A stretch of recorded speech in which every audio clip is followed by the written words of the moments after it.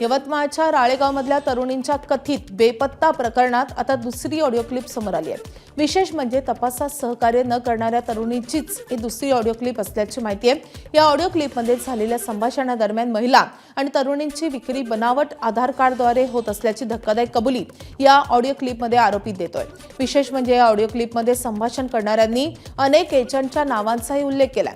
तसेच या रॅकेटमध्ये अडकलेल्या महिला आणि मुलींचे फोटो डिलीट केल्याचंही सांगितलंय आणि त्यामुळे या प्रकरणाची व्याप्ती मोठी असून या तरुणीची नव्याने चौकशी करण्याची मागणी भाजपकडून करण्यात येते।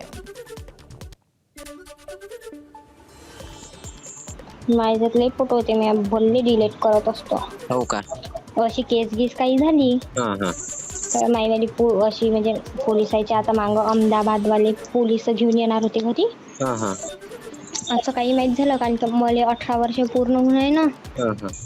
तर मला नेतेनं विचारपूस करायला जेलामध्ये तिथं ठाण्यात, म्हणून माझ्या मोबाईलमधून मी सगळेच आधार कार्डचे फोटो, पोरींचे सगळेच फोटो डिलीट करत असतो। माझ्या मम्मीच्या याच्यावर कधी कधी आले नाही तर मग माझ्या याच्यावर पाठवायला लावते माझी मम्मी। माझ्या याच्यावर लई सारे एजंटचे फोन नंबर आहे माझ्या। आता जे याचा नेला कोणाचा म्हणते आपला, आता जे मुलगी नेली तिचा फोटो आहे का? तुला पाहिलं त्या पोरीले? मी ना हो, टाकवर बोल व्हॉट्सअप पावते जेव्हा मी सांगतो ना तुला तोंडानं। मग सांगतस आहे कोणतं? कंचन। हे नाही का रे, पुढचे घर पारडी वे का कोण होती ती लहानची पोरगी? ते लहानची नाही रे, मोठी आहे ना माया एवढी। हो, तू एवढी खायची ते एक ढेपरचं पोरग राहते ते वाली लहानची?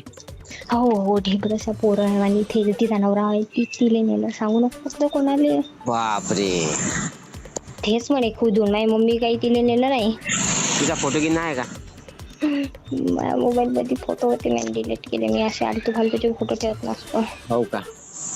पण सांगू नको कोणाला गोष्ट, बरं मोल्ल्यात कोणालाच नाही माहित। ठीक आहे, तुझे भरोसा नाही का बाळा माया?